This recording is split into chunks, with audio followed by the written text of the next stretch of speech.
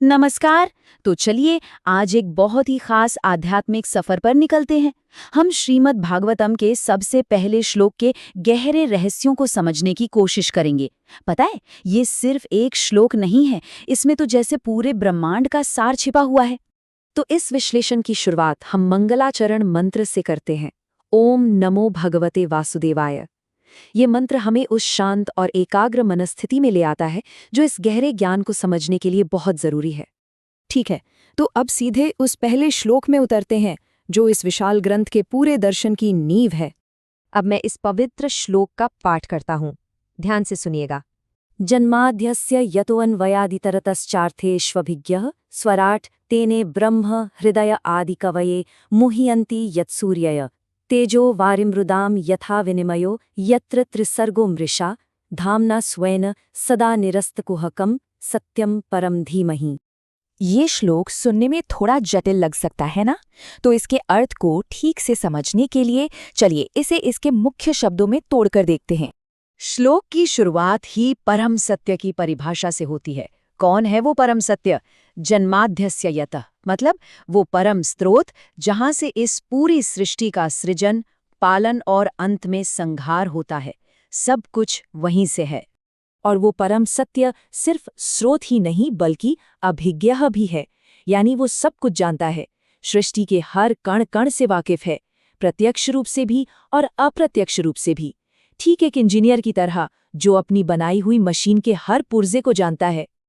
और तीसरा गुण स्वराट, इसका मतलब है वो पूरी तरह से स्वतंत्र है, वो किसी और पर निर्भर नहीं है। असल में वो ही सभी कारणों का कारण है, उनके पीछे कोई और कारण नहीं है। तो जब हम इन सभी शब्दों को एक साथ जोड़ते हैं तो देखिए पूरा मतलब कैसे सामने आता है। ये अनुवाद साफ साफ भगवान श्री कृष्ण को ही उस परम सत्य के रूप में पहचानता है।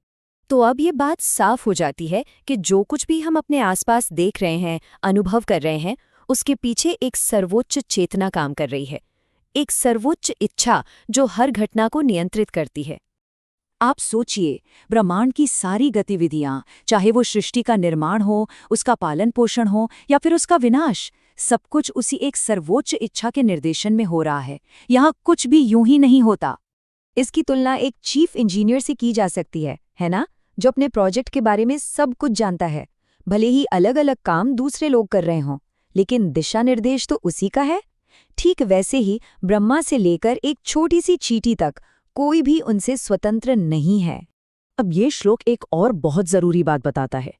ये वास्तविकता और भ्रम के बीच का फर्क साफ करता है। क्या सच में हमेशा के लिए है और क्या बस कुछ समय के लिए दिखता है? इसको समझना बहुत महत्वपूर्ण है।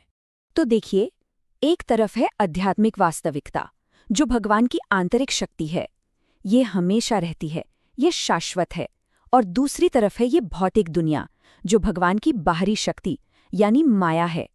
ये अस्थायी है, एक भ्रम की तरह, असली चीज का सिर्फ एक प्रतिबिंब। और इस बात को समझाने के लिए कितना खूबसूरत उदाहरण दिया गया है रेगिस्तान में मृग तृष्णा का, है ना? दूर से देखने पर लगता है कि वहां पानी है, बिल्कुल असली लगता है, पर क्या वहां सच में पानी होता है? नहीं, बस एक छलावा है। ठीक वैसे ही ये भौतिक दुनिया भी असली लगती है, पर असली सच्चाई, असली पानी, वो तो कहीं और है। तो सवाल उठता है कि ग्रंथ की शुरुआत इस तरह से क्यों की गई? ऐसा इसलिए है ताकि शुरू में ही हमें अंतिम लक्ष्य पता चल जाए। ये हमें एक दिशा देता है कि हमें जाना कहाँ है। श्रीमद् भागवतम को एक निर्मल पुराण कहा गया है, मतलब एक ऐसा ग्रंथ जो हमें इस अस्थायी दुनिया से ऊपर उठकर उस परम सत्य श्री कृष्ण को समझने का रास्ता दिखाता है, धीरे धीरे, कदम दर कदम। और ध्यान दीजिए, श्लोक का अंत धीमहि शब्द से होता है, जिसका अर्थ है हम ध्यान करते हैं। ये शब्द सीधे सीधे गायत्री मंत्र से जुड़ा है। तो ये श्लोक सिर्फ ज्ञान नहीं दे रहा, ये खुद में एक ध्यान है, एक साधना है, जो हमें चेतना के ऊंचे स्तर पर ले जाने के लिए आमंत्रित कर रहा है। तो आखिर में ये पहला श्लोक हमारे मन में एक बहुत गहरा सवाल छोड़ जाता है ना? एक ऐसी जिज्ञासा जगाता है जो श्रीमद् भागवतम के पूरे सफर की नींव रखती है। और वो सवाल क्या है? यही कि अगर ये दुनिया सिर्फ एक परछाई है, तो वो असली चीज क्या है जिसकी ये परछाई है? इसी सवाल का जवाब खोजने का वादा करता है ये महान ग्रंथ।